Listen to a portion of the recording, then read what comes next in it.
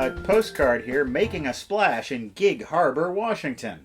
This is from Sean and Sarah, not in Tacoma this time, but Gig Harbor, which is pleasantly maritime, though rainy. Well, here's a postcard from Grace. Why don't you tell me what it says, because the writing is very small. I completed my first cookery course in Bath. It was so much fun, I'm sad to go.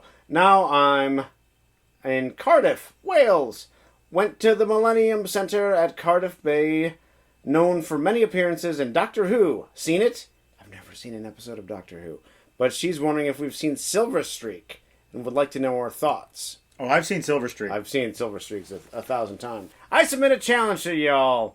How many Welsh actors can you name off the top of your heads? John Rhys Davies. Rhys Ifans. And all the Rhys. R-H-Y-S. That's a Welsh actor. Richard Burton? Okay. I believe. Tom Jones as well. She's not an actor, but he's Welsh. Sam sends us this postcard.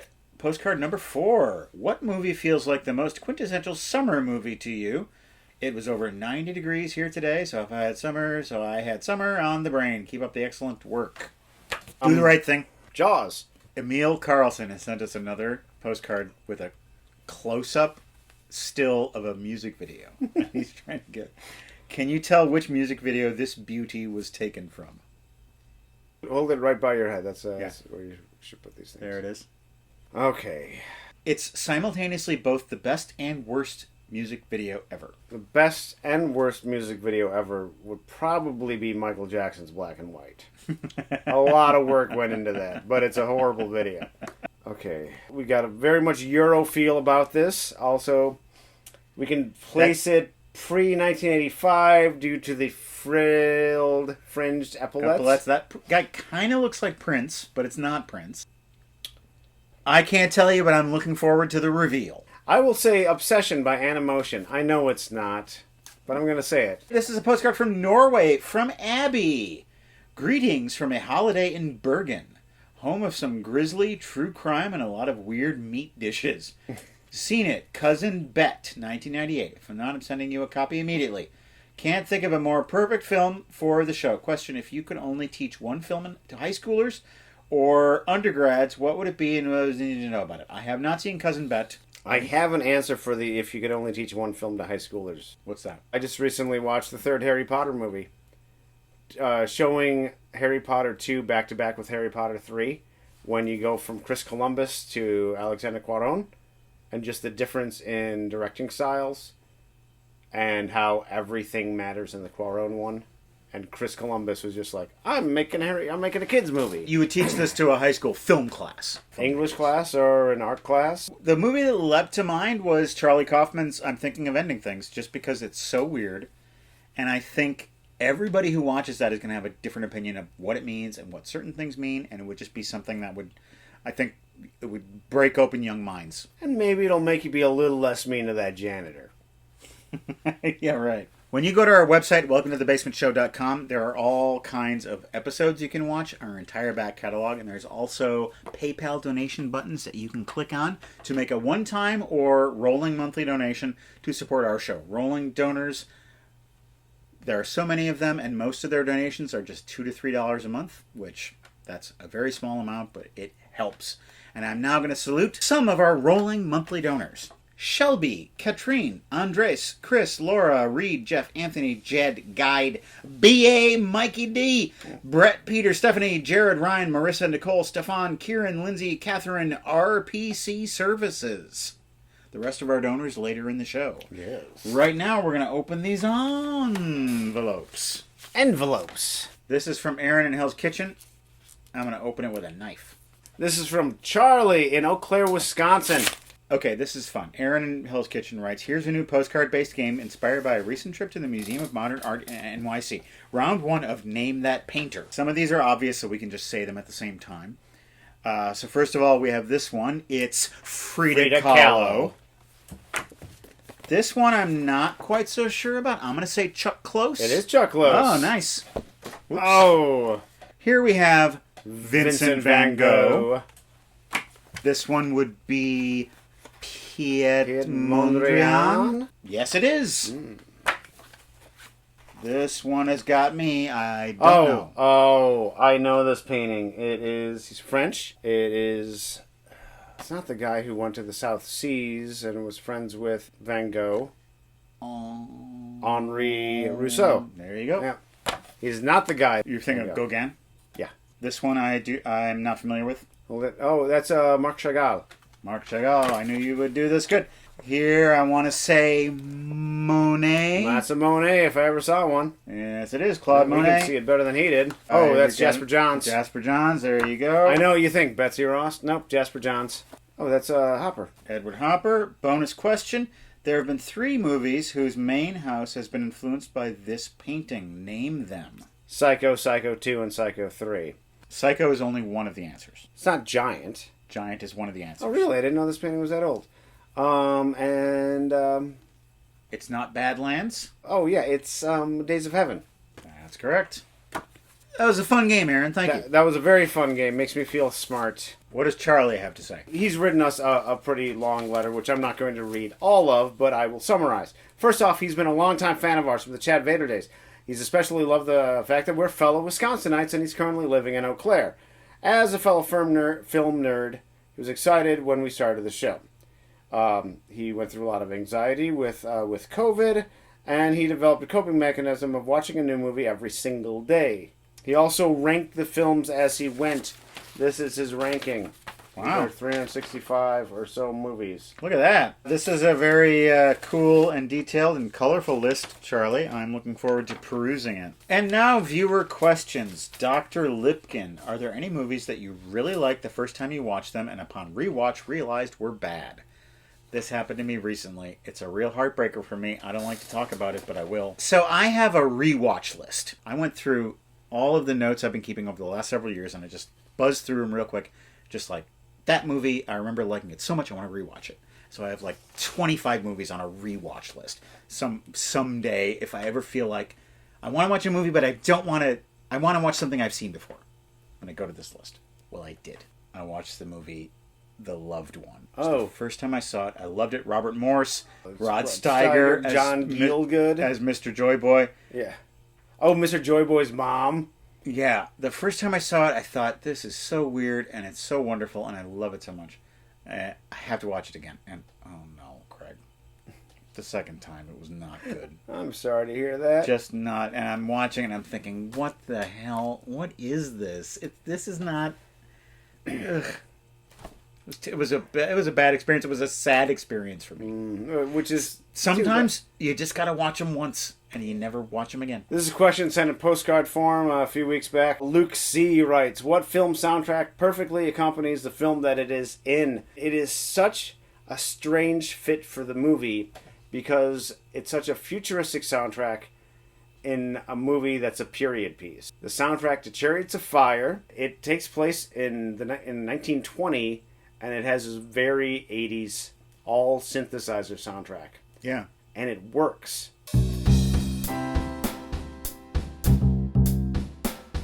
These are steps from some ancient stone ruins. I may have majored in nursing in college, but I minored in steps. This is an historic day. Yes, it is, ma'am. Historic, you say? Time for a nice, refreshing Pall Mall. Thanks. You think of everything, Commander. Cigarettes and fire? Did you say Zeke Heil? Oh, we should turn around. That's what I heard. To study him in his natural habitat, it would be, to say the least, difficult to care for him here in New York. We've tried in the past. It did not go well. Don't worry, there's no poison in this. The couch is poisoned. You take your typical Oriental Mata Hari. Now, What are you saying? Yeah, really, what are you saying there, Commander? Nelson cannot aid you any longer. He's been cancelled. You dog. Oh, he's been canceled? What did he say? I think it was that Oriental Mata Hari line that got him canceled. Yeah. He doesn't sound like an ape. He sounds more like a giant lizard. Yeah. I wonder why that is. I'm trying to make an ape shit joke, but it's just not coming together in my head. Time for me to go me shit. See, it doesn't. It doesn't work. I'm not. I haven't cracked it yet.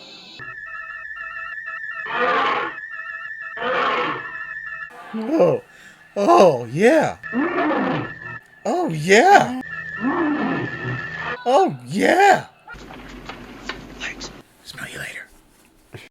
Alexander Hawk of Andover, Massachusetts. This is from Sean Henry of Victoria, BC. I think Alexander Hawk has bought a disused video store and is just sending us everything. He sends us 3 movies. Walter Matthau in Gangster Story. I don't know if this is 70s or 80s, but it looks pretty 80s to me. What? Then we have a real American hero. Who would this real American hero be? It's Brian Dennehy, if you're wondering. Brian Dennehy, kind of a forgotten actor. He was he's everywhere. brilliant. He's brilliant. I know. He was everywhere for around 10 years, and then he was like, I'm just going to do theater. And then he's like, I'm just going to do cemeteries. You know who's really amazing? Charles Durning. Oh, my God. He's Marlon Brando. Mm-hmm. I saw him in that movie about the priests. De Niro is a priest. He's a crooked priest. Is it called Priest? No, it's called... I don't remember what... Charles Durning is this crooked politician. He's working with the church, and he's just electric. And then the third movie, a movie I'm curious about, but I'm not itching to see. Peter Dinklage in Cyrano. Oh. Curious, but not itching to see this movie. Oh, I saw the preview for it, and I thought, oh no, this looks bad. I have heard a wide range of things about this movie. Yeah. It's got music from The National. Oh, yeah. Yeah. And I like The National. Sean writes, I watched Miami Blues on the strength of your episode, and I got curious about the novel, which I pass on to you. This is Miami Blues, a Hoke Mosley novel by Charles Willeford. Hoke Mosley. Yep. He takes out his teeth, he puts them in a whiskey glass. Frederick J. Fringer Jr., a blithe psychopath from California, asked the flight attendant in first class for another glass of champagne and some writing materials. I'm guessing Charles Willeford is definitely an Elmore Leonard type. When we go to the P.O. box, all kinds of treasures spill out, and often these are LPs that I receive, and I make an effort to listen to them. I have one here right now. I listened to it just today. This is Artists United Against Apartheid, and it is Sun City. Great organization. They did some great things. Apartheid is a bad thing. We know this. And it's no longer going on down in South Africa. This was part of the things that broke that whole crap show apart. I'm Not Gonna Play Sun City is the title track off of this. It certainly was not the hit that We Are the World or Do They Know It's Christmas was. Better video, though. It's sort of a reworking of the song War, What Is It Good For? They both have the same DNA. The song is the absolute nadir of 80s production. Like that snappy sounding electronic drum, that little do-do-do-do-do-do-do. It's got all that stuff. So the production of it is heinous. It's like, oh, this came out Thursday, May 12th, 1985. This when this was released. I think the album suffered, ironically, from integration, because if you're gonna have Artists Against Apartheid, it has to be white artists and black artists together. And in the mid 80s, that's going to be rockers and rappers. And so that's what we have here. And so they create some good stuff, but I don't think FM radio was ready for this at this point in the 80s. The other weirdly ironic thing, there's two versions of Sun City on here. The version on side A starts off with all of the rappers having a verse, and then the one on side B eliminates the rap, so it's just rock and roll people. So this record is segregated. It's true, folks. But I'm going to play the names of these people who are good donors, and I'm going to play their names right now. Beth, Melanie, Grant, Greg, Adam, Emily, Mitchell, Ralph, Caitlin, Ella, Kai, Mike, Kempson, Benjamin, Jeffrey, Bernard, JP, Thomas, Alfred, Dave! we've got two more packages. Give me that big box. All right, big box you. This is from Robert in St. David's, Ontario. This is from Moni, Illinois, I believe. Hello, Matt and Craig. I've been a huge fan of the show since the first episode. I wanted to give you my new book as a gift. Kind regards, Erzin Turkulnaz. On Point Photography. Oh, which is all ballet dancers. ballet dancers. Oh, look at that. That's Oh, beautiful. This is wonderful. This guy's a fan of ours. Look at that. Wow, that's really impressive. Yeah. The photography and the dancing. Robert says, That's Entertainment, a local video store in the Niagara region, is closing down for the last time. It has been a big part of movie history for Niagara for 33 years. In this package, I've included 4 movies from the store's rental section. Leonard Cohen, I'm Your Man, for Matt because of his love of music. What maybe you don't know is that Tona has a really great love of Leonard Cohen. So we're going to check that out. I might have seen this. I'm your man. I'm your man. Like a bird on a wire. So he's got a new copy of the movie and also the rental version from the store. Only God Forgives for Craig, because it seems like the kind of movie he'd enjoy. This is Winding Refn. Winding. Yes, the guy who did Drive. Also starring the guy who starred in Drive. And the guy who did Valhalla Rising, which we watched on our show. Yes. 99 Homes, because I know how much you both love Michael Shannon. I have seen this. There's a little business card there. Oh, this is a client card. It's got your name on the back, man. It's got my name on the back. So you can check out movies from a place that doesn't exist no more. That's right. So, 99 Homes, I've seen this. My wife loves that movie because she loves stuff about financial crises. Defendor, a movie filmed in the nearby city of Hamilton, Ontario. That might make good couch fodder. Was that Woody Harrelson I see? That is Woody Harrelson, you see. I'm also including the rental cases so that you can keep some pieces of Niagara film history for your collection. Oh, so the rental cases have the DVDs in as well. So yeah, cool. That's entertainment. That's entertainment. We'll be